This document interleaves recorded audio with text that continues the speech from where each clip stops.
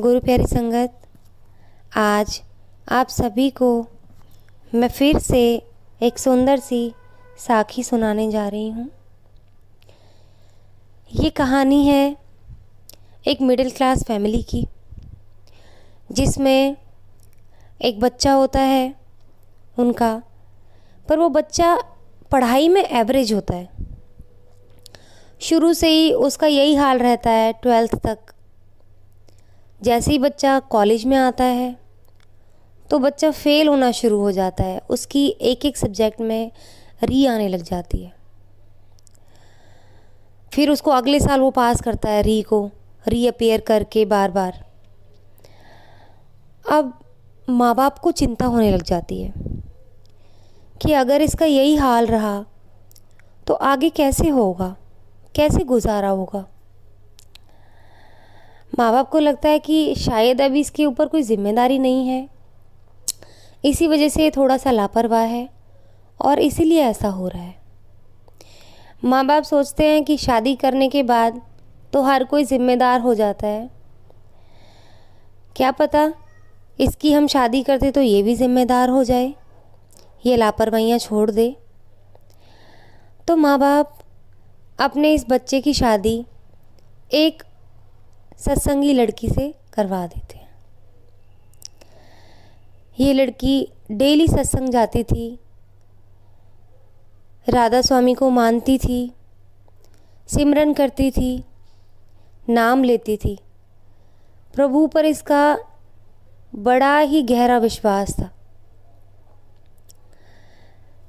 इतना अटूट विश्वास कि शायद ही किसी के ऊपर हो।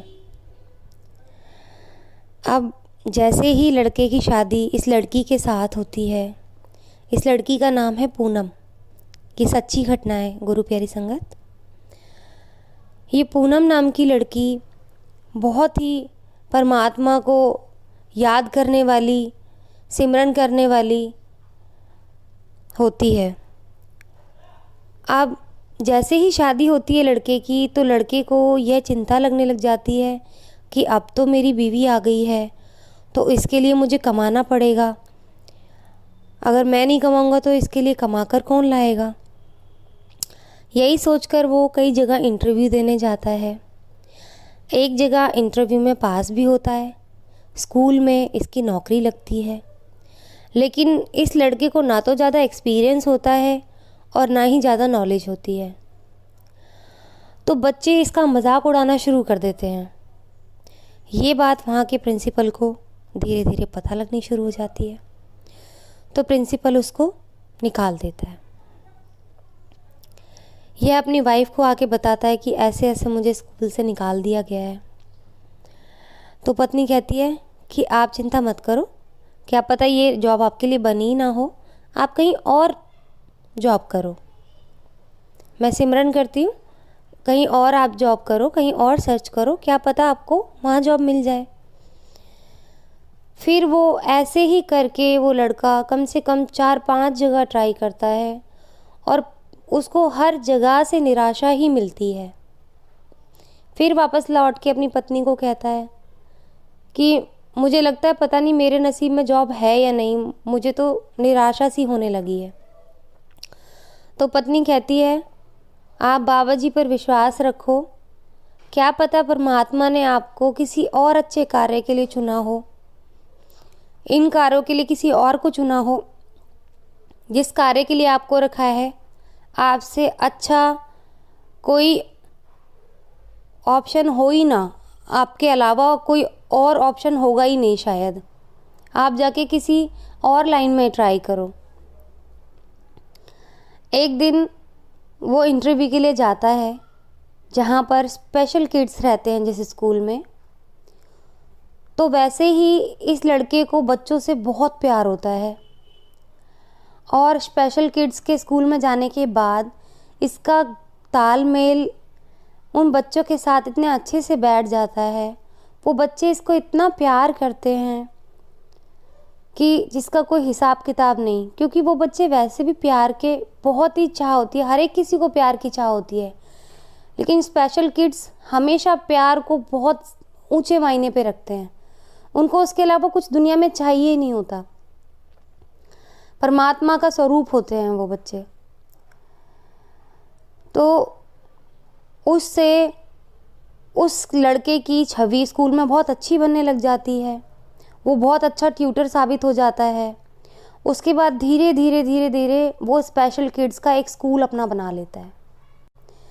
फिर धीरे धीरे वो स्कूल बड़ा होता जाता है और वो स्पेशल किड्स के लिए जितनी भी रिक्वायर्ड जो उनके लिए जो सामान होते हैं, जो ज़रूरी सामान होता है उनका स्पेशल किड्स का, वो उन स्टोर्स को, उन शॉप्स को भी हायर कर लेता है। तो वो बहुत बड़ा इंडस्ट्रियलिस्ट भी बन जाता है साथ साथ। तो उसको यकीन नहीं होता कि मैं कहाँ मेरी जॉब हर बार छूट रही थी और आज मैं इतना बड़ा इंडस्ट्रियलिस्ट बन गया हूँ। वो अपनी पत्नी से जाके पूछता है कि किसी को मेरे ऊपर विश्वास नहीं था, हाँ यहाँ तक कि मुझे भी मेरे ऊपर विश्वास नहीं था। तुझे कैसे पता था कि मैं इतना सब कर सकता हूँ? तुझे कहाँ से इतना बड़ा विश्वास आया? वो हंसते हुए कहती है, मुझे मेरे परमात्मा पे और मेरे बाबा जी पे बहुत विश्वास है। मेरे बाबा जी ने यही सिखाया है, कभी अपना विश्वास मत टूटने दो। आप स्पेशल हो। आप अपने आप को कभी भी ये मत समझो कि हम कमज़ोर हैं। आपको परमात्मा ने किसी न किसी स्पेशल चीज़ के लिए बनाया है, किसी न किसी उद्देश्य के लिए बनाया है। हर इंसान का अपना अपना एक उद्देश्य है इस दुनिया में। हर अकाउंटेंट इंजीनियर नहीं हो सकता और हर इंजीनियर अकाउंटेंट नहीं हो सकता। तो गुरु प्यारी संगत, हमारे बाबा जी यही सिखाते हैं कि खुद पर विश्वास रखो। परमात्मा ने जिस काम के लिए आपको बनाया है वो आपको उसी काम पर पहुंचा के आपकी मंजिल तक आपको ज़रूर पहुंचा देगा। आप बेवजह चिंता ना करें और किसी को भी अपने आप से कमज़ोर ना समझें। किसी को भी ये ना समझें कि वो पढ़ नहीं सकता, वो होशियार नहीं है। आजकल के माता पिता यही करते हैं अपने बच्चों के साथ। वो अपने बच्चों पे विश्वास नहीं करते। अगर बच्चा एवरेज है पढ़ाई में तो हर एक कोई पेरेंट्स आज तक कल की भाग दौड़ की वजह से अपने बच्चे के साथ ज़बरदस्ती करने लग जाते हैं कि उसके तो इतने मार्क्स आ रहे, तेरे मार्क्स इतने क्यों कम आ रहे हैं। ज़रूरी नहीं है कि 90% मार्क्स लेने वालों को बहुत बड़ी अचीवमेंट आगे लाइफ में मिले। आप इसी से ही सीख सकते हैं कि हमारे खुद के प्रधानमंत्री, उन्होंने एक टाइम पर चाय बेची हुई है। हमारे अब्दुल कलाम जी, जिनका नाम सारी दुनिया जानती है, वो भी बचपन में साइकिल पर अखबार बेचते थे।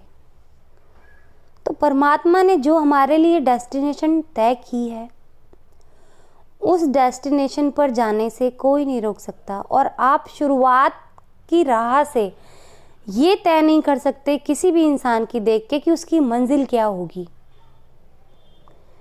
तो गुरु प्यारी संगत, किसी को भी कमज़ोर ना समझें, अपने बच्चों को मोटिवेट करें। क्या पता आपका बच्चा आज इस सब्जेक्ट में अच्छा नहीं है तो क्या पता किसी और फील्ड में बहुत अच्छा हो। क्या पता वो स्पोर्ट्स में बहुत अच्छा हो, क्या पता वो डांस में बहुत अच्छा हो, क्या पता वो संगीत में बहुत अच्छा हो, क्या पता वो बहुत अच्छा शेफ़ भी हो सकता है। तो कभी अपने बच्चे को अंडर एस्टिमेट ना करें, उसका हौसला बढ़ाएं। उससे पूछें कि उसका मन किस में लगता है, उसका हौसला बढ़ाएं। कभी भी आप बच्चे को साइकिल सिखाते हो तो क्या एक बार गिरने पे उसको साइकिल चलाना छोड़ देते हो कि तेरे से साइकिल नहीं चलाई जाएगी? या आपने भी शुरुआत में साइकिल चलानी सीखी थी, या बचपन में हम लोग जब पहला कदम चलना सीखते हैं तो क्या माँ बाप हार मान लेते कि हमारा बच्चा चलेगा नहीं? बार बार बच्चा गिरता है, बार बार उठता है, माँ बाप फिर भी हिम्मत रखते हैं। जैसी हिम्मत आप बच्चे को उंगली पकड़ के चलाने में दिखाते हैं, वैसी ही हिम्मत बच्चे के लिए आपको पूरी उम्र दिखानी पड़ती है। अपनी मंजिल वो बच्चा खुद बना लेगा। आप परेशान ना हो। मुझे पता है लॉकडाउन में सभी माएँ बहुत परेशान हो रही होंगी। गुरु प्यारी संगत, सभी माताओं से मेरी प्रार्थना है, अपने बच्चों को अंडर एस्टिमेट ना करें। हमारे बाबा जी कभी भी किसी का हौसला नहीं गिराते। वो हमेशा यही शिक्षा देते हैं कि आप अपने हौसले बुलंद रखो। परमात्मा सबको सब कुछ देता है। जिसने चोंच भी दी है वो चुगा भी देगा। तो गुरु प्यारी संगत, किसी का